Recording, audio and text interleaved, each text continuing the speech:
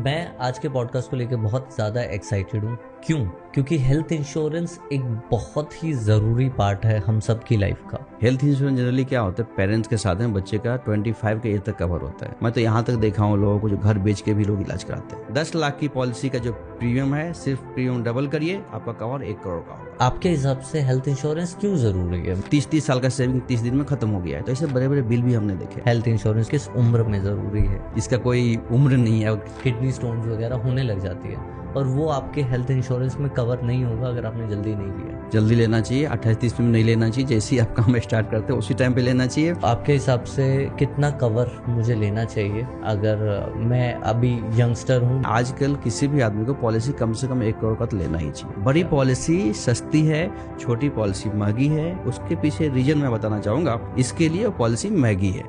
50 लाख से ऊपर की पॉलिसी सस्ती है। क्या बात है, ये बहुत इंटरेस्टिंग फैक्ट आपने बताया। IVF का कवर है, वो आपको चाहिए तो लेना है, नहीं चाहिए तो मत लीजिए। प्रेगनेंसी कवर होती है? प्रेगनेंसी भी कवर होता है, उसका भी 2 इयर्स का वेटिंग है। कैसे हेल्थ इंश्योरेंस एक बहुत इम्पोर्टेंट रोल प्ले करता है जब हमें अपनी सेविंग्स को भी सेव करना होता है। इंश्योरेंस लेने से कोई बेनिफिट नहीं होता, लेकिन हेल्थ इंश्योरेंस आपका वेल्थ को बचाता है। राकेश झुनझुनवाला जी का एक बात याद आ रही है। उन्होंने बोला जो लाइफ में सबसे बड़ा रिग्रेट है, पैसा तो बहुत कमाया उन्होंने, पैसा बहुत कमाया लेकिन हेल्थ पे ध्यान नहीं दिए। और अंत तक जान जाएंगे कि छोटी छोटी बारीकियों को कैसे समझे हेल्थ इंश्योरेंस की।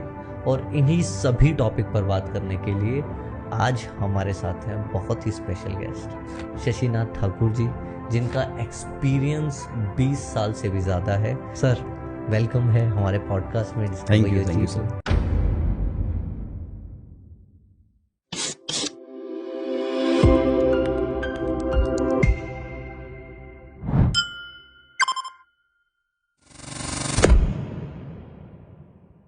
सर कैसा लग रहा है सबसे पहले आज? एकदम बहुत अच्छा लग रहा है, बहुत बढ़िया। हेल्थ इंश्योरेंस की बात करते हैं। आप कितने साल से कर रहे हैं? और मैं ये जानना चाहता हूँ कि शायद एक ज़माना था जब इंश्योरेंस की बात करते थे ना, तो लोग सोचते थे कि अरे ये तो हमारे बुरे की बात कर रहा है, क्योंकि कहीं ना कहीं हर एक के दिमाग में वो डाउट रहता है कि अच्छा, मतलब इंडियन हाउस होल्ड में वो बोलने में भी ऐसा लगता है कि लाइफ इंश्योरेंस, अगर कोई मर गया तो, अगर कोई हॉस्पिटल चला गया तो। आप 20 साल से सेम करियर में हैं, तो लोगों की मेंटालिटी ओवरऑल इंश्योरेंस को लेकर कैसे बदली है? अभी जैसा देखेंगे, जो कोविड-19 हुआ था, कोविड-19 के बाद लोगों का सोचने का तरीका बदल गया इंश्योरेंस के प्रति। ट्रू। क्योंकि इसमें कोविड ने ऐसे ऐसे पूरा ये हुआ, इतना बड़ा बड़ा बिल बना, इतने मतलब कितने सारे लोग बोलते हैं ना, बिलो पॉवर्टी लेवल, गरीबी रेखा के नीचे आ गए लोग की सारी संपत्ति खत्म हो गई। उसके बाद लोगों को इंश्योरेंस का मतलब समझा। वैसे भी कहा जाता है कि आप सिर्फ एक हॉस्पिटलाइजेशन दूर हैं अपनी सेविंग को बर्न करने से। मतलब आपने ज़िंदगी भर 10 साल, 15 साल, 20 साल सेविंग की है, तो एक हॉस्पिटलाइजेशन हो गया, अगर आपको एक बार आप अस्पताल में भर्ती हो गए, तो शायद वो सारा जो आपका इन्वेस्टमेंट है वो बर्न हो जाएगा। आपने ऐसी गलतियां करते हुए आसपास लोगों को देखा है आपने? यस सर, ऐसे बहुत सारे लोग हैं। मैं तो ऐसा बोलूँगा, जैसे आप बोल रहे हैं ना, वैसे हमारा ये जो 30 साल का सेविंग, 30 ईयर्स का सेविंग जो है ना, 30 डेज में ख़त्म हो गया है। ऐसा हमने देखा है। बहुत सारे फैमिली ऐसा है जो पैसा बचा बचा के जमा करके रखा, और जमा करने के बाद 30 साल का सेविंग 30 दिन में ख़त्म हो गया है। तो ऐसे बड़े बड़े बिल भी हमने देखे हैं। जैसा कि देखेंगे आप 20 में टाइम्स ऑफ इंडिया में आर्टिकल आया था, एक जो नागपुर के एक क्लास 1 ऑफिसर थे गवर्नमेंट का, जिनको ब्लैक फंगस हुआ था आँख में, और 1 करोड़ 40 लाख का बिल बना। और ये डॉक्यूमेंट है टाइम्स ऑफ इंडिया 20 जून 2020 का, रिपोर्ट आप देख सकते हैं ऑनलाइन।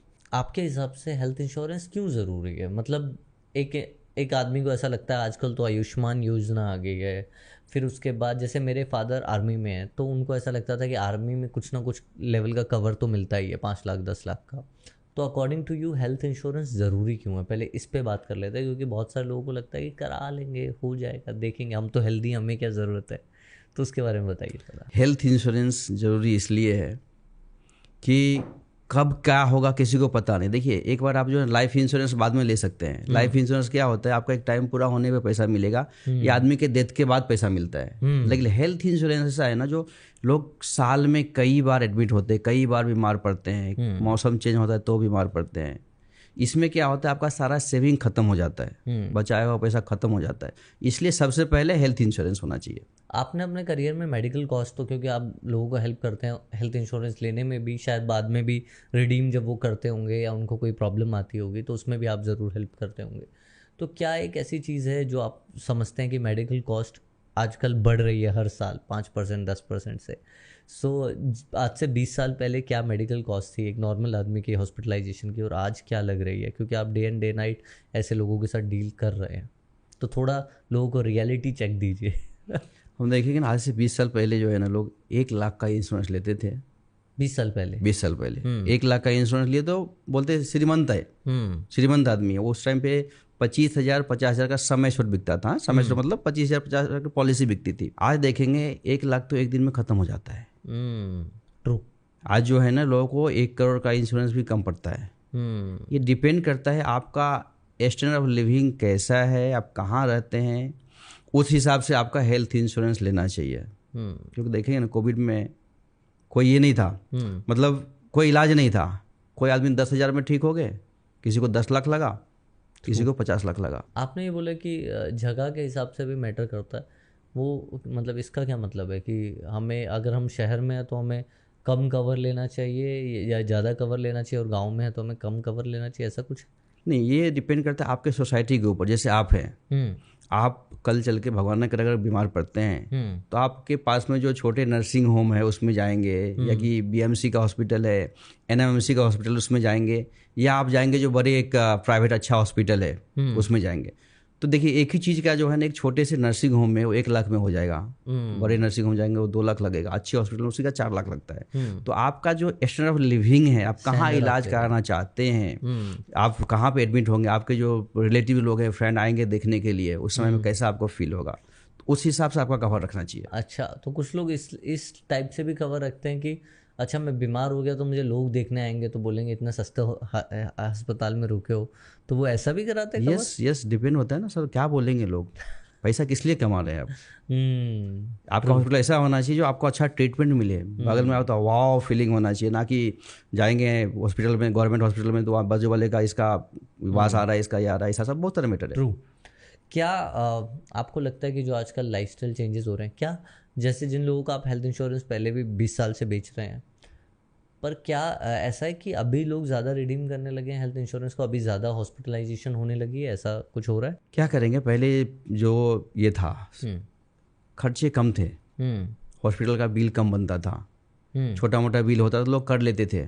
आज जो है ना, सब चीज़ का मतलब बोलेंगे महंगाई की दर बढ़ रही है, इन्फ्लेशन बढ़ रहा है। तो जो आज से पहले एक देखेंगे छोटे मोटे सर्जरी हड्डियाँ का 10,000 में होता था, आज उसी को 2 लाख 2.5 लाख 3 लाख लगता है। तो ये जो है ना, सब चीज़ का कॉस्ट बढ़ रहा है, इसके लोगों के अंदर अवेयरनेस आ रहा है, और लोग अपना सेविंग में से खर्चा ना करके हेल्थ इंश्योरेंस लेते हैं, जो उनका सेविंग बचता है। जो हेल्थ इंश्योरेंस है वो क्या इमरजेंसी फंड की तरह भी यूज़ किया जा सकता है? मतलब इमरजेंसी में ही यूज़ किया जा सकता है?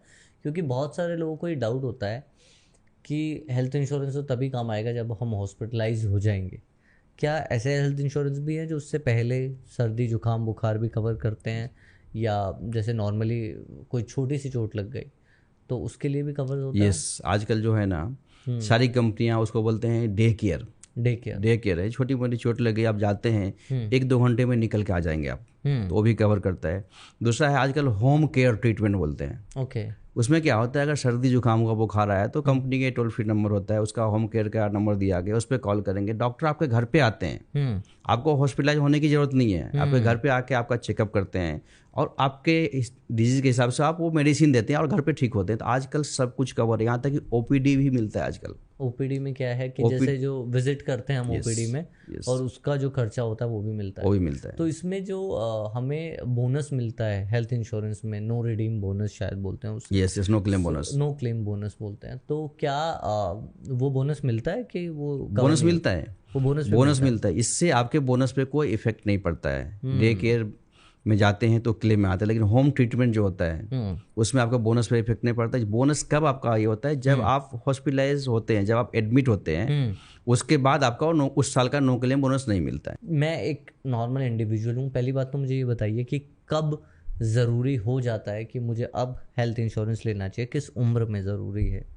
इसका कोई उम्र नहीं है। और किसी से मैं पूछूं और यहाँ अच्छा नहीं रहेगा लेकिन फिर भी बोलता हूँ, पूछूं जो कब आपको कुछ होने वाला है तो कौन बता पाएगा। तो हेल्थ इंश्योरेंस लेना चाहिए। आज जो बच्चा पैदा होता है उनका भी करना चाहिए, क्योंकि बहुत माँ बाप को करना चाहिए, क्योंकि बहुत सारे ऐसा है, मेरे ही क्लाइंट हैं जिनका जो है ना 4 साल का बच्चा है, 4 इयर्स का चाइल्ड है, और उनको ब्लड कैंसर हो गया है। ये कवर होता है? कितना खर्चा लगता है ब्लड कैंसर के अब इलाज में? सर इसमें देखेंगे ना, डिपेंड करता है, सेम बात वही आती है, कौन सा हॉस्पिटल में ट्रीटमेंट करते हैं, कहाँ करते हैं। डॉक्टर उनको बोला 18 to 20 लाख का खर्चा होगा, और आज तक जो है ना मोर देन 45 लाख खर्चा हो चुका है। लास्ट ईयर की बात है, अभी भी चल रहा है? अभी भी चल रहा है। वो तो चलता रहेगा, तामुल चलेगा, जिंदगी भर चलता रहता है। एक बार कुछ होने के बाद इतना जल्दी वो ठीक होता नहीं है। ट्रू।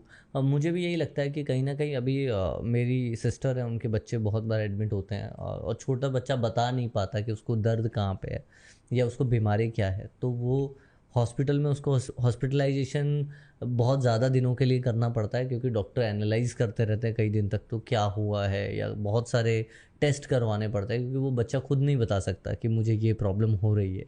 सो मुझे ऐसा लगता है बच्चों का तो बहुत ज़्यादा ज़रूरी है, बड़ों से भी ज़्यादा बच्चों का ज़रूरी है। सो फिर भी जैसे मैं एक इंडिविजुअल हूँ, मैं आज जाता हूँ अपना हेल्थ इंश्योरेंस लेने, माँ बाप ने 10 साल 15 साल की उम्र तक करा लिया, उसके बाद आजकल जेनजी टर्म जो बोलते हैं हम, वो खुद कमा रहे हैं, खुद सारी चीज़ें कर रहे हैं।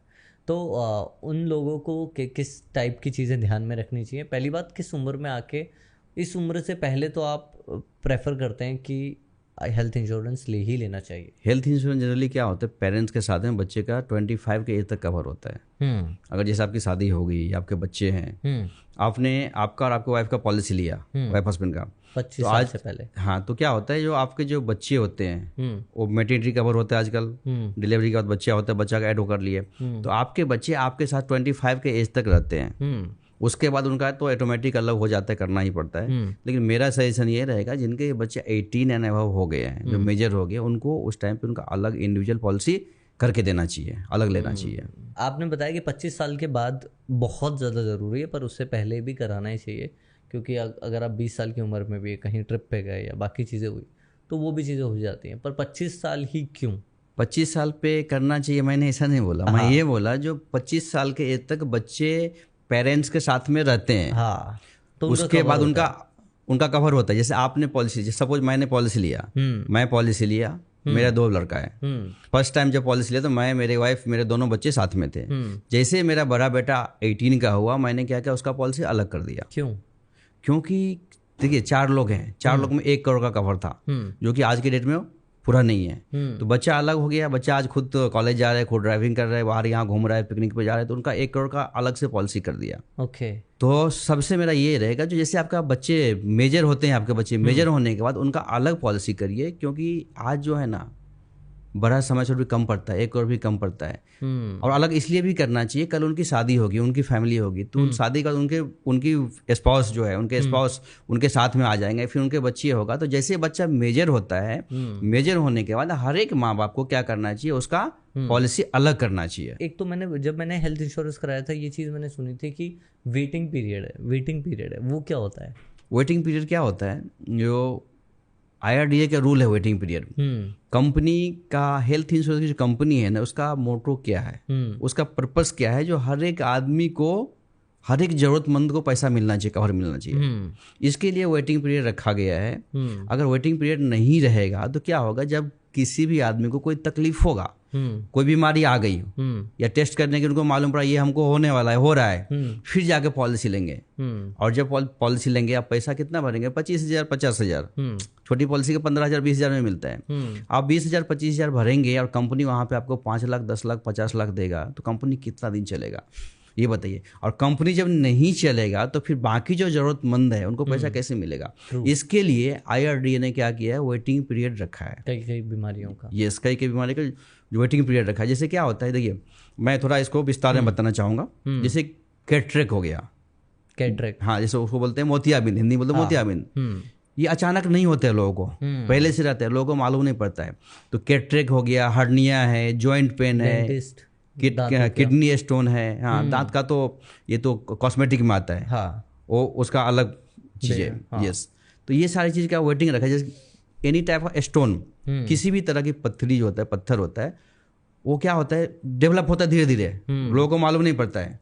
मालूम कब पड़ता है, जब पेन होता है, डॉक्टर के पास जाते हैं, अल्ट्रासाउंड होता है, सोनोग्राफी होता है, तो मालूम पड़ता है। लेकिन वो आपको था पहले से, इसलिए ये सब सारे चीज़ का जो वेटिंग है ना, वो 2 years का है। स्पेसिफिक एलिमेंट्स बोलते हैं उसको, स्पेसिफिक एलिमेंट्स का 24 month का वेटिंग होता है, क्योंकि ये सारी चीज़ अचानक नहीं होता है। दूसरा क्या होता है, पीईडी बोलते हैं, प्री एग्जिस्टिंग डिजीज। जैसे किसी भी आदमी को लाइफ स्टाइल डिजीज है, डायबिटीज है, बीपी है, हाइपरटेंशन है, ये है उनको, तो उसका 3 years का वेटिंग होता है, 36 month का। क्योंकि क्या होता है, डायबिटीज कोई बीमारी नहीं है, लेकिन उससे नए 25 बीमारी आता है। तो कंपनी इसलिए वेटिंग पीरियड रखती है कि जो ज़रूरतमंद है उसको पैसा मिले, आप डिक्लेयर करिए, उसके बाद आपको मिलेगा। ये भी एक ज़रूरी चीज़ है कि अगर हम जल्दी उम्र में करवाते हैं तो हमें ये वेटिंग पीरियड नहीं मिलता है। मतलब अगर हम 28 की उम्र में या 30 की उम्र में कराएंगे हेल्थ इंश्योरेंस, तो 2 साल का तो वेटिंग पीरियड ही है, और तब तक मेजरली जैसा लाइफस्टाइल आजकल लोगों का चल रहा है, तब तक मेजरली सारी बीमारियाँ, डायबिटीज़ या हार्ट की प्रॉब्लम या किडनी स्टोन्स वगैरह होने लग जाती है, और वो आपके हेल्थ इंश्योरेंस में कवर नहीं होगा अगर आपने जल्दी नहीं लिया। Yes, is it the thing? Yes, जल्दी लेना चाहिए, 28-30 में नहीं लेना चाहिए। जैसे ही आप काम स्टार्ट करते हो उसी टाइम पे लेना चाहिए। मैं फिर से बोलना चाहूँगा, जो पेरेंट्स के साथ बच्चे कवर होते हैं, जैसे बच्चा मेजर होता है उनका अलग पॉलिसी करिए, और कवर तो बचपन से ही होना चाहिए। 3 month की बेबी जब हो गया ना, आप पॉलिसी में ऐड कर सकते हैं। 3 महीने के बच्चे को आपके साथ में ऐड करिए, और तब से कवर होना चाहिए लाइफ टाइम। कितना आपको, आपके हिसाब से कितना कवर मुझे लेना चाहिए अगर मैं अभी यंगस्टर हूँ, 20 से 30 साल के बीच का हूँ, और मुझे लगता है कि अभी यार मैं हेल्थ इंश्योरेंस पहली बार ले रहा हूँ, क्योंकि मैंने ये गलती की थी और मैंने बहुत कम कवर वाला हेल्थ इंश्योरेंस लिया था, और मुझे लगा कि चल जाएगा, इतना तो खर्चा होता है। But what is the exact amount कि हमें कितना लेना चाहिए? जैसे कि पहले बताया था मैं, ये डिपेंड करता है, यस, डिपेंड करता है आपके लाइफ स्टाइल पे, आप कहाँ पे रहते हैं, आप कहाँ पे इलाज कराना चाहेंगे। जैसे आप रहते हैं, फॉर एग्जांपल आप सिवुड में है ना, सिवुड में रहते हैं, तो आपके पास में बहुत सारे हॉस्पिटल है, आप किस में जाना चाहेंगे, ट्रू, और उसमें क्या होता है, इलाज का कितना खर्चा होता है। ट्रू। तो बेसिक जो है ना, आजकल किसी भी आदमी को पॉलिसी कम से कम 1 करोड़ का तो लेना ही चाहिए। क्यों लेना चाहिए, थोड़ा सा इसको मैं बताना चाहूँगा। देखिए, कल आपने पॉलिसी नहीं ली, ठीक है, पॉलिसी आपके पास नहीं है, और गॉड फॉरबिड आपको 5 लाख 10 लाख का क्लेम आ गया, तो क्या फर्क पड़ता है, आपका एफडी से निकालेंगे, म्यूचुअल फंड से निकालेंगे, यहाँ वहाँ से लेके सेविंग से आप इलाज करा लेंगे। अगर इंश्योरेंस आपके पास नहीं है तो भी 5 लाख 10 लाख का आप खर्चा कर सकते हैं, या किसी से उधार लेंगे। लेकिन अगर मान लीजिए कल 50 लाख का बिल आ गया, 40 लाख का बिल आया, तो क्या होगा, सारी सेविंग खत्म हो जाएगी, लोन लेना पड़ेगा। मैं तो यहाँ तक देखा हूँ लोगों को जो घर बेच के भी लोग इलाज कराते हैं। इसके लिए जो पॉलिसी कभी भी, उम्र कौन से भी हो आपकी, उम्र छोटी हो या बड़ी हो, उससे कोई फर्क नहीं पड़ता है, पॉलिसी हमेशा बड़ी लेनी चाहिए। और बड़ी पॉलिसी जो है ना, मैं बोलूँगा बहुत सस्ती होती है। बड़े के हिसाब से कितना? आप ये बताइए, जो 10 लाख का जो पॉलिसी है, उसका एक 10 लाख की पॉलिसी अगर 10,000 मिल रहा है फॉर एग्जांपल, तो 1 करोड़ का पॉलिसी कितने मिलना चाहिए आपके हिसाब से? मेरे पास तो 10 लाख की पॉलिसी है, और उन्होंने मुझे चार्ज किया था 2 लोगों के लिए करीबन 3 साल का 48,000। हाँ, 3 लोगों का। तो 1 करोड़ का कितना होना चाहिए आपके हिसाब से? 1 करोड़ का अगर, मतलब सॉरी 2 लोग थे इसमें, तो अगर 2 लोग हैं तो 80,000 तो होना चाहिए, ऑलमोस्ट डबल या 1 लाख। आपका 10 लाख के लिए है 40,000, 1 करोड़ 10 टाइम्स की बात कर रहा हूँ मैं, 10 गुना। तो वही मैं कह रहा हूँ कि 1 लाख या 2 लाख, मतलब कुछ उसमें कवर होगा, तो 2 लाख तो मिनिमम, 2 लाख, 1 से 2 लाख तो जाना चाहिए। लेकिन वैसा होता नहीं। हकीकत ये है, जो 10 लाख का जो कवर जितने में लेते हैं आप, सिर्फ पैसा उसका डबल करिए, जो 10 लाख का प्रीमियम है उसका पैसा डबल करिए, और कवर आपका 10 टाइम्स बढ़ता है, 10 गुना पैसा डबल होता है, कवर 10 गुना बढ़ता है। यानी जितने में आपको 10 लाख की पॉलिसी मिलता है, जो डिपेंड करता है कंपनी टू कंपनी कौन सा क्या है, नहीं है, कितने लोग हैं, 1 लाख सिंगल ले रहे हैं, पूरे फैमिली का ले रहे हैं, जो भी है सबका सेम रेशियो है। 10 लाख की पॉलिसी का जो प्रीमियम है, सिर्फ प्रीमियम डबल करिए, आपका कवर 1 करोड़ का होगा। बड़ी पॉलिसी सस्ती है, छोटी पॉलिसी महंगी है। उसके पीछे रीजन मैं बताना चाहूँगा। रीजन ये है, जो बड़ी पॉलिसी कौन लेते हैं? बड़े लोग। बड़े लोग। और बड़े लोग क्या होते हैं, अपने हेल्थ का ख्याल खुद रखते हैं। जैसे कि आप जिम जाते हैं, सब अपना हेल्थ करते हैं, आपको देख के बहुत अच्छा लगता है, आपसे मैं थोड़ा मोटिवेट हो रहा हूँ, मैं भी करूँगा। तो क्या होता है, जो बड़े लोग अपने हेल्थ का ख्याल खुद रखते हैं वो कम बीमार पड़ते हैं। तो गवर्नमेंट का कहना है जो बड़े लोगों को सस्ती पॉलिसी दो। जो लोग देखेंगे 5 लाख 10 लाख की पॉलिसी लेते हैं ना, हमेशा उसका क्लेम आता है, क्योंकि कुछ भी खाते हैं बाहर का, यहाँ वहाँ कुछ भी खाते हैं, कुछ भी करते हैं, हेल्थ का ख्याल नहीं रखते हैं और ज़्यादा बीमार पड़ते हैं। ये जो है ना सर्वे है आरडीए का, जो बिलो 10 लाख की पॉलिसी है ना लेते हैं, वो ज़्यादा जो लेते हैं, उस पर ज़्यादा क्लेम आता है, ज़्यादा वो लोग एडमिट होते हैं। इसके लिए वो पॉलिसी महंगी है। 50 लाख से ऊपर की पॉलिसी सस्ती है। क्या बात है, ये बहुत इंटरेस्टिंग फैक्ट आपने बताया। अब जैसे मेरे मॉम डैड या बाकी लोग ले रहे हैं, तो क्या मुझे, जैसे मैं अभी एक इंडिविजुअल हूँ, मेरे मम्मी पापा 50-55 साल के हैं, पापा अभी 60 में जाने वाले हैं, सो क्या मुझे उन सब की पॉलिसी अपने साथ कंबाइन करके लेनी चाहिए? अपने मम्मी पापा, अपने बीवी बच्चे जो भी हैं, अगर एज अ फैमिली हम रह रहे हैं, तो सबकी पॉलिसी मुझे लेनी चाहिए या मुझे इंडिविजुअल सबकी पॉलिसी लेनी चाहिए? इंडिविजुअल लेना अच्छा है, और इंडिविजुअल अगर नहीं लेते हैं तो एटलीस्ट आपके पेरेंट्स का पॉलिसी, मम्मी पापा का एक साथ में रखिए, और आपके आसपास, और बच्चे के आपके साथ में रखिए। क्यों? बच्चा वो भी 18 साल से कम हो तो? हाँ, बिलो 18 अगर बच्चा है तो आप रखिए साथ में। 18 है तो उनका अलग करिए। ये इसलिए होता है कि देखिए, जो बुजुर्ग लोग हैं, जो सीनियर सिटीजन है, इनका एज ज़्यादा हो गया है, उनका चांसेस ज़्यादा होता है बीमार होने का। ओके, ठीक है। और जब बीमार होंगे तो नो क्लेम बोनस आपको नहीं मिलेगा, और एक ही कवर है, उतना ही अमाउंट है, उतने में आप सारे लोग हैं, चाहे 6 लोग हैं 7 लोग हैं। मम्मी पापा का अलग पॉलिसी होगा तो पूरा उनके लिए रहेगा, और आपकी फैमिली के लिए जो है वो आपका पॉलिसी रहेगा। इसके लिए पॉलिसी अलग अलग रखना चाहिए, क्योंकि बोनस उनका भी मिलेगा, आपका भी मिलेगा, क्लेम नहीं होता है तो मम्मी पापा का अगर मैं अभी कराता हूँ तो महंगा होगा या जो प्राइस पे मुझे मिल रहा है उसी प्राइस पे मिलेगा? महंगा कभी नहीं होता है सर, पॉलिसी नहीं लेना सबसे महंगा पड़ता है। महंगा नहीं है। महंगा मतलब मेरे एज कम्पेयर टू मी, जैसे अगर आज मुझे 1 लाख रुपए की पॉलिसी मिल रही है, तो क्या मेरे मम्मी पापा की भी 1 लाख की पॉलिसी आएगी 1 करोड़ की? रुकावट के लिए खेत है, पर अगर आप इस पॉडकास्ट को एंजॉय कर रहे हैं तो लाइक बटन ज़रूर दबाइएगा, इससे हमारी टीम को बहुत मोटिवेशन मिलती है। सब्सक्राइब बटन दबाएंगे तो अगले हफ्ते के पॉडकास्ट की सबसे पहली नोटिफिकेशन आप तक पहुंचेगी। कमेंट सेक्शन में अपने रिव्यूज़ डालिए ताकि हमारी टीम हर हफ्ते इम्प्रूव करती जाए और आप तक पहुंचाए अब तक का हमारा बेस्ट पॉडकास्ट। उनका ज़्यादा रहेगा। सिंपल सी बात है, जैसे जैसे एज बढ़ता है ना आपका, एज के हिसाब से प्रीमियम होता है। हेल्थ इंश्योरेंस में आफ्टर 45 एवरी 5 ईयर्स पे प्रीमियम चेंज होता है। अच्छा, तो प्रीमियम बढ़ता रहता है कि घटता है? प्रीमियम बढ़ता रहता है, हर एक 5 साल में प्रीमियम बढ़ेगा। लेकिन अभी कुछ कंपनियां जो है अभी नया कुछ लॉन्च किया है, नया पॉलिसी आया है, जिसमें आप प्रीमियम को लॉक कर सकते हैं 50 साल के एज तक। अच्छा, अगर आप अभी जैसे आपका 30 रहेगा, 30 साल के हैं आप, 30 साल में पॉलिसी लेते हैं तो 50 साल के एज तक आप सेम प्रीमियम लॉक कर सकते हैं।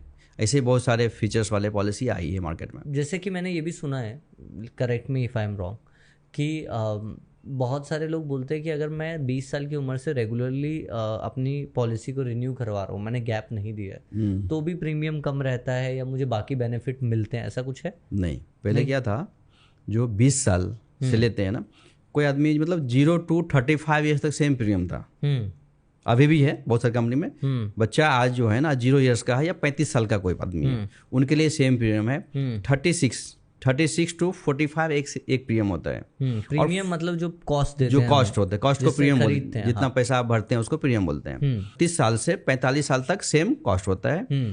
फिर क्या होता है 46 साल 46 के एज से हर एक 5 साल पे चेंज होता है। ओके, 46 to 50 एक रहेगा, 51 to 55 अलग रहेगा, 56 से फिर चेंज होगा। तो जैसे एज बढ़ता है प्रीमियम बढ़ता है। क्यों, क्या होता है, हमारे गाँव में एक कहावत है, जो आम जब पकता है तो गिरने का चांसेस ज़्यादा होता है। तो ऐसा आइडिया का मानना है, कंपनी का मानना है, जो एज बढ़ता है तो क्लेम ज़्यादा आएगा। लेकिन आजकल ऐसा हो रहा है, एज से कुछ रह नहीं गया। आप देखेंगे डॉक्यूमेंटेड रिपोर्ट है लास्ट, हाँ, जवान लोगों को ज़्यादा। अभी आज रात की बात है, कल एक जो ये हम लोग खाते हैं ना यंगुट, उनका CEO 40 साल का था, उनको अटैक आया। क्या खाते हैं? जो एक प्रोडक्ट आता है वो दही का, दही, याकुट। हाँ, याकुट। उसको उनके जो CEO 40 साल 42 का एज, रात को अटैक आ गया। तो is no more right now, no more. तो कब कहाँ पे क्या होगा ना, तो ये नहीं होता है। कब किसको क्या होगा, किस एज में होगा, किसी को पता नहीं है। इसके लिए एजुकेट इंश्योरेंस कवर जरूरी है। जो मुझे हमारी कन्वर्सेशन से समझ में आ रहा है, पहला कि मुझे अपना और अपनी वाइफ का रखना चाहिए इंश्योरेंस। जब बच्चा हो तो 3 महीने से लेकर 18 साल की उम्र तक मुझे उसका इंश्योरेंस अपने साथ रखना चाहिए। 18 साल के बाद उसे अलग कर देना चाहिए।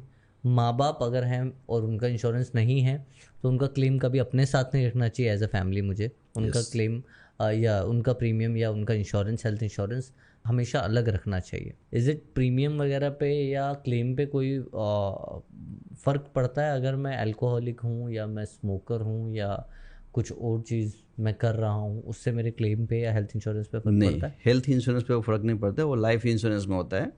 जो आप अगर स्मोकिंग करते हैं तो आपका प्रीमियम ऑलमोस्ट डबल हो जाता है। अच्छा, अल्कोहलिक है तो वो सब हेल्थ पे नहीं होता है, लेकिन सिर्फ आपको डिक्लेयर करना है।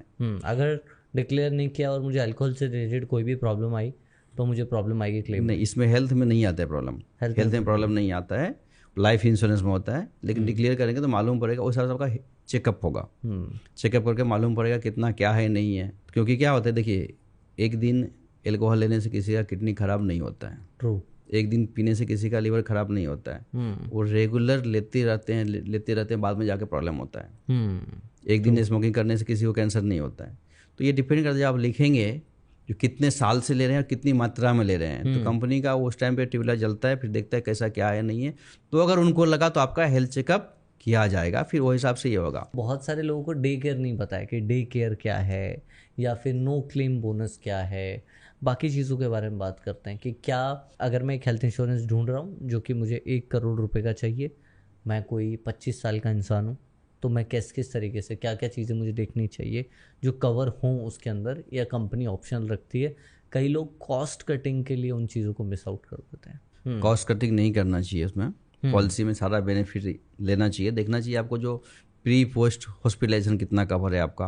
आजकल कोई कंपनियां 1 महीना देती है प्री हॉस्पिटलाइजेशन क्या होता है? प्री हॉस्पिटलाइजेशन ये होता है जो जैसे अभी क्या होता है, आपको कोई तकलीफ हुई, कोई बीमार हुए, तो डॉक्टर के पास गए, दवा लेके आए। डॉक्टर जनरल जो लोकल फिजिशियन होते हैं उनसे दिखाते हैं, दवा खाए, ठीक नहीं हुआ। सर्दी बुखार है, कुछ भी तकलीफ हुआ, दवा खा रहे हैं 10 दिन, 15 दिन, 1 महीना, वो ठीक नहीं हो रहा है। बाद में फिर आपका जो पूरा रिपोर्ट किया गया, पूरा टेस्ट हुआ, फिर मालूम पड़ा जो ये बीमारी है, अभी एडमिट होना पड़ेगा।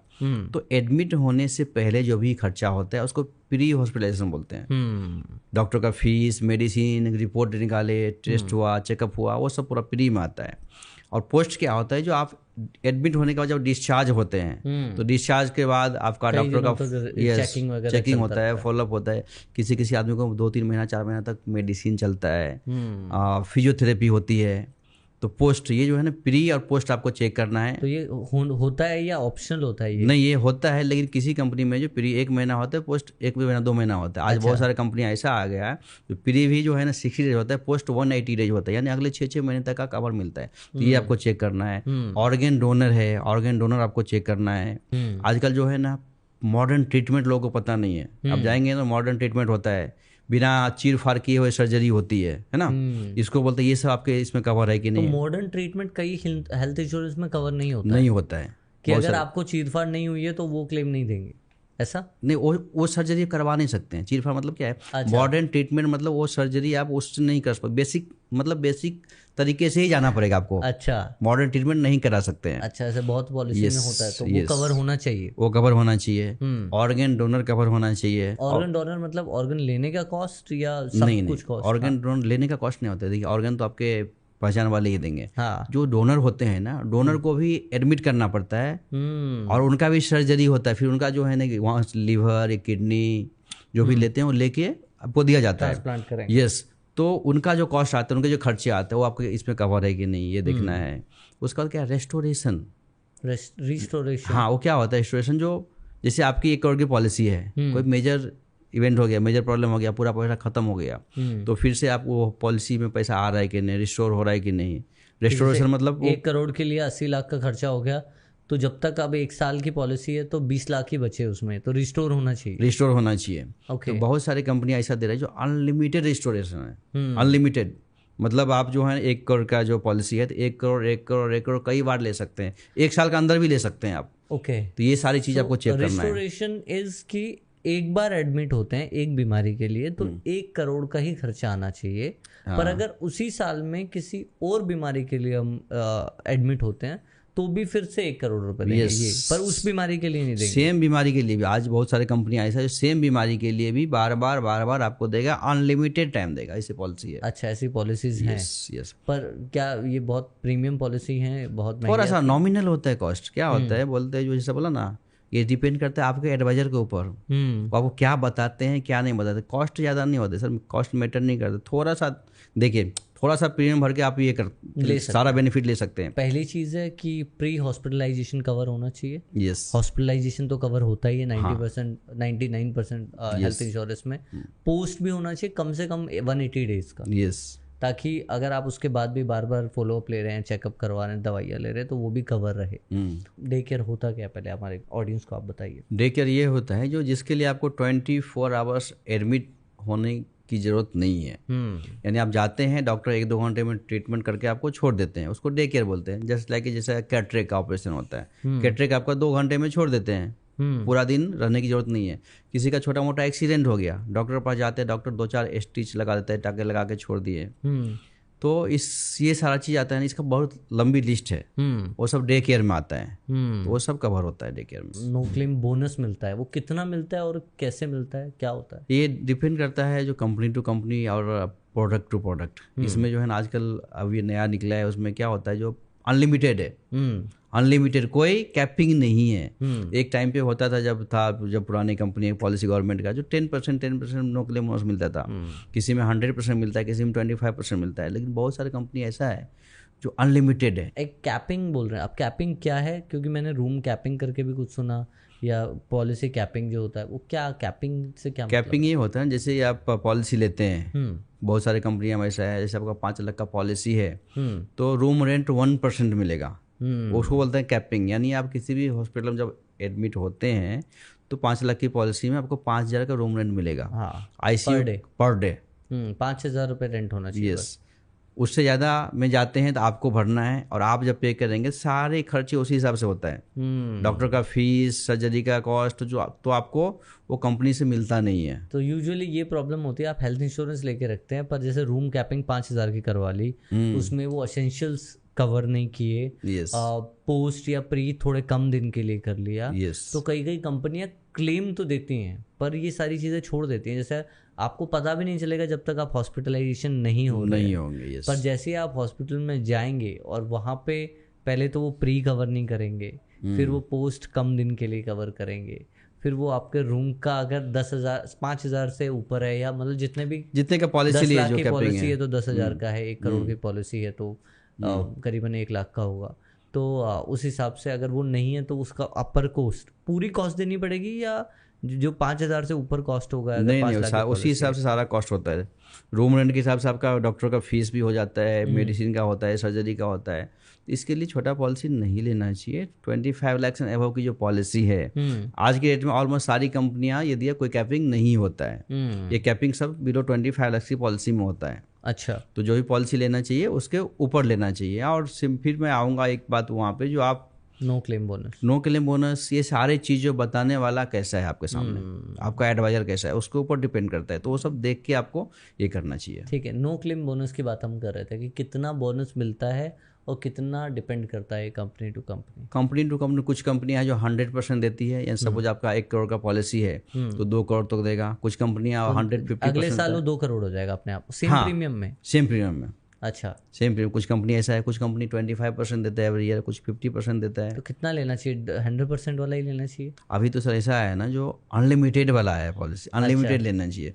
क्योंकि आज देखिए, आज जो खर्चा आपका हो रहा है 1 करोड़, वो 2 साल 4 साल के बाद आपका 2 करोड़ हो जाएगा। लेकिन उसके 6 साल के बाद क्या, 10 साल के बाद क्या? तो अनलिमिटेड वाला लेते हैं आप, तो आपके हिसाब से वो लाइफ टाइम चलता रहेगा। लाइफ टाइम मतलब नो क्लेम बोनस आता रहेगा या? आता रहेगा। अच्छा, नो कैपिंग वाला पॉलिसी भी आया है। तो इसमें क्या हम सेम कंपनी, ये बहुत डाउट आता है बहुत सारे लोगों के दिमाग में कि क्या मैं जिस कंपनी से, जैसे कोई भी XYZ कंपनी ले लेता हूँ, X कंपनी से मैंने हेल्थ इंश्योरेंस लिया, 1 साल 2 साल यूज़ किया, उसके बाद मेरे किसी रिश्तेदार ने बोल दिया कि आप एक काम करो, दूसरी कंपनी का हेल्थ इंश्योरेंस ले लो, और मैंने फिर वो वाला ले लिया, तो क्या मुझे नो क्लेम बोनस वहाँ भी मिलता है इधर से शिफ्ट होके, और बाकी जो बेनिफिट्स हैं वो सब मिलते हैं कि फिर जीरो से शुरू होता है? नो क्लेम बोनस नहीं मिलता है कंपनी चेंज करने पे। हाँ, ठीक है, बाकी बेनिफिट आपका सब मिलेगा, पॉलिसी कंटिन्यू माना जाएगा। हाँ, अच्छा। अगर आपकी पॉलिसी छोटी है XYZ कोई कंपनी में और आप पॉलिसी को पोर्ट कर रहे हैं, दूसरी कंपनी में जा रहे हैं जो किसी के बोलने पे,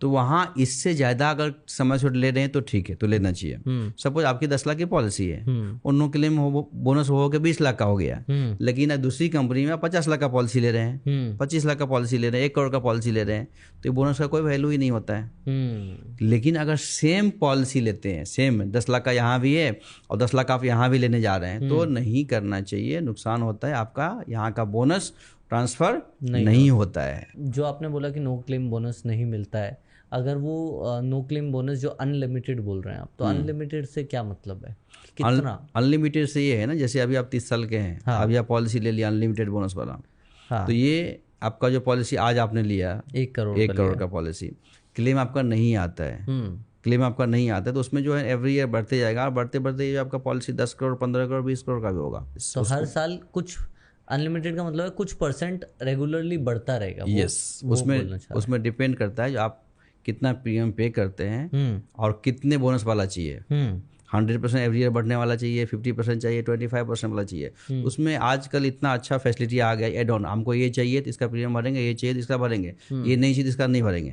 पहले क्या होता था, पूरा पैकेज है, आपको वही लेना है, इसमें पूरा ये है, ये कवर है। आजकल कुछ कंपनी ऐसा प्रोडक्ट लाई है जिसमें आपको जो चाहिए वही कवर लीजिए, जो नहीं चाहिए वो मत लीजिए। एड ऑन्स जैसे मतलब क्या? Yes, क्या एड ऑन मतलब ये होता है जो अनलिमिटेड बोनस हो गया, किसी को मॉडर्न ट्रीटमेंट कवर करना है, किसी को आजकल देखेंगे ना जो बहुत सारे जो फीमेल उनको ये नहीं होता, प्रेगनेंसी नहीं होता है, तो उसके ट्रीटमेंट के लिए, हाँ, IVF का कवर है, वो आपको चाहिए तो लेना है, नहीं चाहिए तो मत लीजिए। IVF में भी वेटिंग पीरियड होता है, 2 years का वेटिंग पीरियड होता है, क्योंकि आज आप पॉलिसी लिए आज का आज होगा, ऐसा नहीं, कंपनी को ये है ना प्रीमियम कितना पे कर रहे हैं, कंपनी कितना पे करेगी वहीं पे आता है, तो उसका 2 साल का वेटिंग पीरियड होता है। पॉलिसी लेने के 2 साल के बाद आप कवर कर सकते हैं। प्रेगनेंसी कवर होती है हेल्थ इंश्योरेंस? प्रेगनेंसी कवर होती है, प्रेगनेंसी भी कवर होता है, उसका भी 2 years का वेटिंग है। आज आप पॉलिसी लेते हैं तो पॉलिसी लेने के 2 साल के बाद प्रेगनेंसी कवर होगा। मतलब 9 महीने शुरू होने चाहिए 2 साल के बाद, या नहीं, हाँ, जो इशू होगा, जो बच्चा पैदा होगा, जो डिलीवरी होगा, वो 2 साल के बाद होना चाहिए। अच्छा, और वो प्रेगनेंसी के दौरान जो हॉस्पिटल में रेगुलर चेकअप्स होते हैं वो सब कवर होते हैं उसके? वो सब कवर होते हैं, अगर आपके पॉलिसी में प्रेगनेंसी कवर है, सारा चीज कवर। लाइफ इंश्योरेंस में जैसे बहुत सारी ऐसी चीज़ें आ गई हैं कि अगर आप इतने सालों तक क्लेम नहीं करते हैं तो वही सेम अमाउंट आपको मिल जाता है, उसका कुछ परसेंटेज ऐड ऑन करके। इट्स मोर लाइक कि आप उसको सेव कर रहे हैं, ठीक है, मतलब आपने 20 साल तक लाइफ इंश्योरेंस भरते रहे और आप मरे ही नहीं, तो आपको कुछ ना कुछ अमाउंट वो वापस भी देते हैं, हाँ, लाइफ इंश्योरेंस वाले। यस होता तो ऐसा क्या हेल्थ इंश्योरेंस में भी होता है कि अगर 10 साल तक मैं प्रीमियम भरते जा रहा हूँ और मुझे कुछ नहीं हुआ, मेरी फैमिली को कुछ नहीं हुआ, तो they give something in back, या कुछ ऐसा नहीं? आपको नो क्लेम बोनस मिलता है ना। हाँ, नो क्लेम बोनस उनको मिलता है जो क्लेम नहीं करते हैं। अगर आपने पॉलिसी लिया, आपको अगर क्लेम नहीं आया, कुछ नहीं हुआ, तो आपको नो क्लेम बोनस मिलता है, हेल्थ चेकअप मिलता है, एवरी आप हेल्थ चेकअप करवा सकते हैं, है ना। तो ये सारी चीज़ मिलता है, आपको बेनिफिट मिलता है। इसमें पैसे रिटर्न नहीं आते हैं, पैसा नहीं मिलता है। आप एवरी ईयर आपका हेल्थ चेकअप करवा सकते हैं। कुछ पॉलिसी में क्या होता है, आफ्टर 3 years आपका डेंटल कवर है, कॉस्मेटिक करवा सकते हैं, चश्मे का कवर होता है, चश्मा बनवा सकते हैं। तो ये सारा चीज़ बेनिफिट होता है।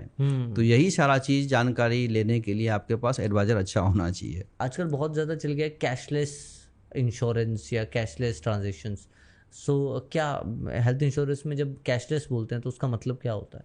कैशलेस का मतलब ये होता है जो आपको पेमेंट नहीं करना पड़ता है हॉस्पिटल को। जब आप एडमिट होते हैं तो सारे खर्चा कंपनी देती है, कंपनी से आता है हॉस्पिटल को। और मैं तो सबसे ये निवेदन करना चाहूँगा, सबसे ये रिक्वेस्ट करूँगा, जो भी लोग पॉलिसी लिए हैं, जिनका पॉलिसी है या लेने वाले हैं, भगवान न करे कभी क्लेम आता है ना, तो कैशलेस में ही जाइए। कैशलेस में जब जाएंगे ना तो आपको क्लेम भी पूरा मिलेगा, और ये जो होता है ना सेटलमेंट रेशियो, ये सब भी फर्क आता है जब कब कैशलेस में नहीं जाता है। तो हमेशा कैशलेस में जाना चाहिए। कैशलेस का मतलब क्या है? कैशलेस का मतलब ये होता है जब आप हॉस्पिटल में जाते हैं, कोई आपका सर्जरी करना है या कोई बीमारी हुआ, बुखार हुआ, कुछ हुआ, तो हॉस्पिटल क्या करती है, उसका कोटेशन बना के, एक जो है एस्टीमेट बना के कंपनी को भेजती है, जो भैया इनको ये तकलीफ है, इसमें इतना खर्चा होने वाला है। तो कंपनी आपका हिस्ट्री देख के उसमें एक इनिशियल अप्रूवल देता है, उस टाइम में पूरा पैसा नहीं भेजता है। एक इनिशियल, जैसे आपका हॉस्पिटल को बोल देते हम देंगे, जैसे 5 लाख का बिल अपना एक ऑडिशन भेजा हॉस्पिटल, तो बोला ठीक है 1 लाख का उसने पास कर दिया, बोला ठीक है तुम इसका इलाज चालू करो, उसको बोलते हैं इनिशियल अप्रूवल। अप्रूवल दिया, वो आजकल आधे घंटे में आता है, 1 घंटे में आता है, 2 घंटे में आता है, डिपेंड करता है पर्सन टू पर्सन, डिपेंड करता है आपका कैसा, आपके जो एडवाइजर में कितना दम है वो पॉलिसी, क्योंकि वहाँ हिस्ट्री चेक होता है, उस टाइम पे भी हिस्ट्री चेक होता है, जो ये जो एडवाइजर है, जो एजेंट है, इसमें कितना क्लेम आता है। वहाँ पे कंपनी ये देखती है जो कोई बंदा है उसके पास 200 पॉलिसी है या 500 पॉलिसी, उसमें कितना क्लेम आता है। अगर ज़्यादा क्लेम आ रहा है तो मतलब वो गड़बड़ कर रहा है, तो फिर वो गड़बड़ कर रहा है एजेंट, तो उसका हिस्ट्री चेक होता है। उसके ऊपर आपका जो है ना 2 घंटा से 4 घंटा 6 घंटा भी अप्रूवल आने को लगता है, जब लोग परेशान हो जाते हैं। अगर आपका एडवाइजर में दम है तो आपका क्या होगा, विदिन 2 आवर्स मैक्सिमम, नहीं तो हम तो 15 मिनट में भी करवाते हैं। आपका जैसे जाएगा देखेगा, एडवाइजर का हिस्ट्री मैटर करता है, तो आपका इनिशियल अप्रूवल आता है, उसके बाद आपका इलाज चालू हो जाता है। फिर जो 2 दिन 4 दिन 10 दिन जिनका जैसा डिजीज है वो ट्रीटमेंट होता है। उसके बाद जब डिस्चार्ज का समय होता है तो डिस्चार्ज के टाइम पे हॉस्पिटल एक फाइनल बिल भेजती है कंपनी को, इनका ये ऐसा ऐसा है, इसमें इतना इतना खर्चा हुआ, सारा कुछ लेके, और आज इनका पूरा ये अमाउंट हो गया। फिर वो जाता है कंपनी को, फिर कंपनी वहाँ से फाइनल अप्रूवल देता है, फाइनल अप्रूवल हॉस्पिटल को देता है, और फिर पेशेंट का डिस्चार्ज होता है। उसको बोलते हैं कैशलेस, यानी आपको पैसे भरने की जरूरत नहीं। यस। बहुत सारे लोगों को लगता है कि सेविंग्स हम कर रहे हैं तो हमें कोई दिक्कत नहीं है, पैसे तो बहुत हैं हमारे पास। सो कैसे हेल्थ इंश्योरेंस एक बहुत इम्पोर्टेंट रोल प्ले करता है जब हमें अपनी सेविंग्स को भी सेव करना होता है, उसके बारे में थोड़ा बताइए। क्या करते हैं लोग जो है ना, अपना इंश्योरेंस कराते हैं, आपका कार का इंश्योरेंस कराते हैं, सब कुछ करवाते हैं, लेकिन अपने सेविंग का इंश्योरेंस नहीं कराते हैं। और आपके सेविंग का, आपके इन्वेस्टमेंट का इंश्योरेंस है हेल्थ इंश्योरेंस। हेल्थ इंश्योरेंस आपके वेल्थ को प्रोटेक्ट करता है। हेल्थ इंश्योरेंस लेने से कोई बेनिफिट नहीं होता, लेकिन हेल्थ इंश्योरेंस आपका वेल्थ को बचाता है। ट्रू। इसमें देखेंगे ना, जो लोग आजकल बच्चे लोग सबसे पहले म्यूचुअल फंड करते हैं, इक्विटी करते हैं। देखिए मैं ही म्यूचुअल फंड का बिजनेस करता हूँ और बहुत ही सक्सेसफुल बिजनेस है मेरा म्यूचुअल फंड में। हम क्या बताते हैं, जो आपका जैसे कोई भी बिल्डिंग बनाने के लिए फाउंडेशन मजबूत होना चाहिए, उसी तरह हेल्थ इंश्योरेंस क्या होता है, आपका जो फाइनेंशियल पिरामिड होता है उसका बेस है, सबसे पहले बेस है आपका हेल्थ इंश्योरेंस। बिल्डिंग का फाउंडेशन मजबूत रहेगा, बिल्डिंग खड़ा होगा। तो आपका फाउंडेशन क्या है, पहला हेल्थ इंश्योरेंस आपका एडुकेट होना चाहिए, सेकेंड आता है आपका टर्म इंश्योरेंस, थर्ड आता है फिर पेंशन प्लान। क्योंकि जब तक आप जवान हैं, आज एक कॉल करेंगे 4 बैंक वाला आएगा आपको लोन देने के लिए, गाड़ी के लिए लोन देगा, घर के लिए लोन देगा, हनीमून के लिए लोन मिलता है, बच्चे के शादी के लिए लोन मिलता है, सब मिलेगा। लेकिन जब रिटायर हो जाते हैं तो कोई भी बैंक आपको लोन नहीं देता है। तो आपका थर्ड होना चाहिए पेंशन प्लान, फिर उसके बाद म्यूचुअल फंड, फिर इक्विटी, फिर ऐसा आता है। तो बेस क्या है आपका, हेल्थ इंश्योरेंस। तो हेल्थ इंश्योरेंस सबसे पहले करिए, उसके बाद आगे का प्लान आप करिए। ऐसा कहा जाता है कि हर साल अगर 100% क्लेम हो रहा है, सो उसमें से जो 80% है वो रियल क्लेम्स हैं, 20% फेक होता है, जिससे हेल्थ इंश्योरेंस को कम से कम हर साल 900 करोड़ रुपए का घाटा होता है, ठीक है, नुकसान होता है। सो सबसे पहली बात कि हम ये जो नुकसान है, या कई लोग ऐसा फ्रॉड करने के लिए भी कोशिश करते होंगे, तो हॉस्पिटल्स कैसे इंश्योरेंस को यूज़ करते हैं, या हमें कैसे पता चले कि हम एक जेन्युइन पॉलिसी ले रहे हैं। रुकावट के लिए खेत है, पर अगर आप इस पॉडकास्ट को एंजॉय कर रहे हैं तो लाइक बटन ज़रूर दबाइएगा, इससे हमारी टीम को बहुत मोटिवेशन मिलती है। सब्सक्राइब बटन दबाएंगे तो अगले हफ्ते के पॉडकास्ट की सबसे पहली नोटिफिकेशन आप तक पहुंचेगी।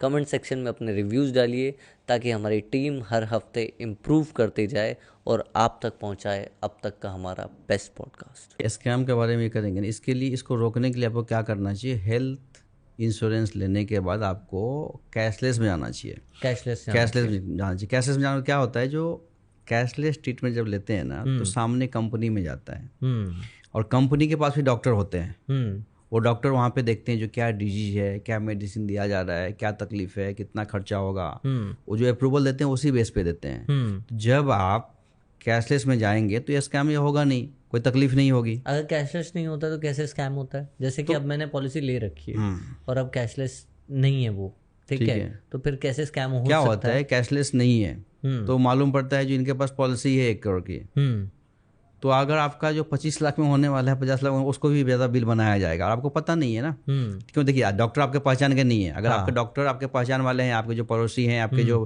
फैमिली फिजिशियन है, तो उनको मालूम है क्या की तकलीफ है, कितने दिन में होगा, तो छोड़ देंगे उस हिसाब से। लेकिन आपके पहचान के नहीं है और कहीं जाते हैं, उनको मालूम पड़ा इतना है, तो बिल बनाएंगे।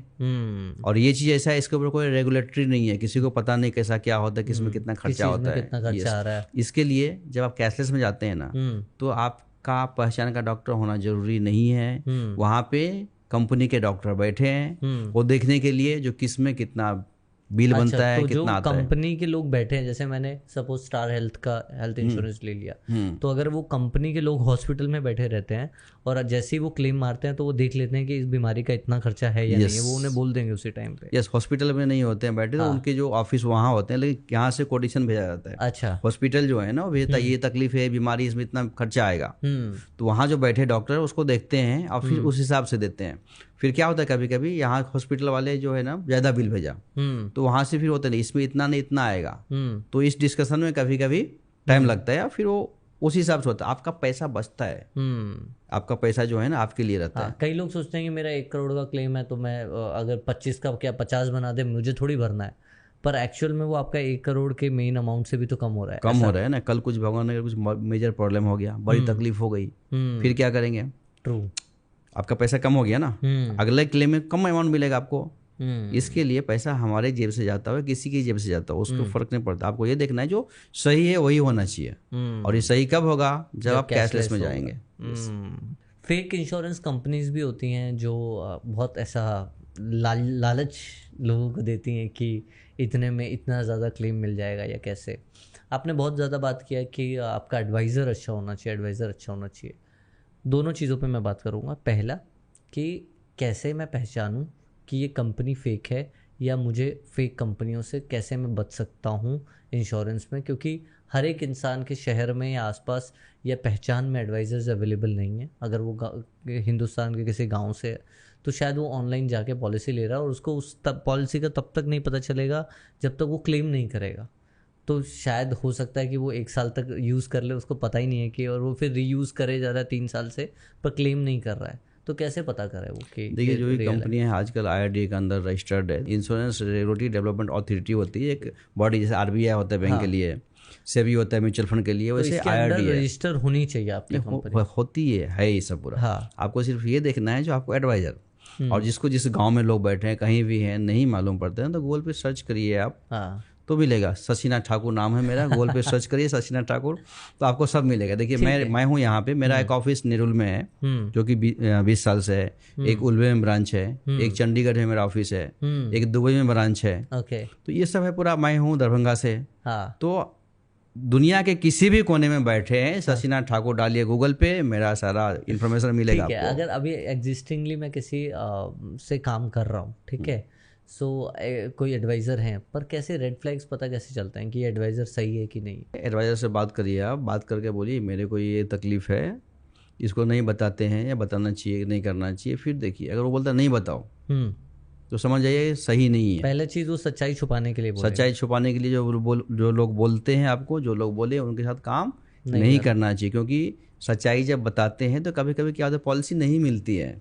कुछ तकलीफ ऐसा है, कुछ बीमारी ऐसी है जो लोगों को हो गया है, तो उनको पॉलिसी नहीं मिलता है। लेकिन पॉलिसी लेने के लिए कुछ लोग ऐसा बोलेंगे नहीं, जिसको छुपा देते हैं। तो वैसे लोगों के साथ आपको काम नहीं करना चाहिए। सर, सबसे पहले I want to thank you for that कि बहुत छोटी छोटी चीज़ें हैं, पर इमरजेंसी टाइम पे ये जो आपकी छोटी छोटी एडवाइस हैं, ये गोल्ड की तरह सामने आते हैं। क्योंकि उस टाइम पे हर एक इंसान को ऐसा लगता है कि कहीं ना कहीं अगर ये मुझे पहले पता होता तो शायद आज मुझे अस्पताल में वो प्रॉब्लम्स नहीं आती जो इंसान फेस करता है।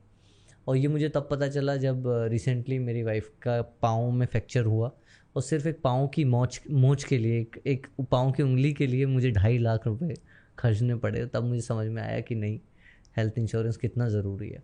So thank you so much sir. सबसे पहले तो आपको कैसा लगा हमारे शो में? बहुत बढ़िया सर, फर्स्ट क्लास, बढ़िया, मजा आ गया। सो मैं सिर्फ अपने ऑडियंस को ये बोलना चाहूँगा कि होप सो कि आपको इस पॉडकास्ट से बहुत कुछ सीखने को मिला हो, हेल्थ इंश्योरेंस से रिलेटेड कोई भी सवाल आपके दिमाग में आ रहा हो तो हम सर को एक और बार हमारे शो पे वापस बुलाएंगे।